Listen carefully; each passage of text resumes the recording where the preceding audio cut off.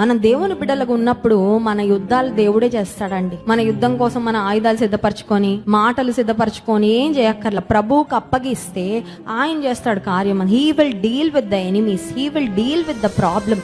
నీకున్న సమస్యతో దేవుడు చూసుకుంటాడు, దేవుడు కార్యము చేస్తాడు.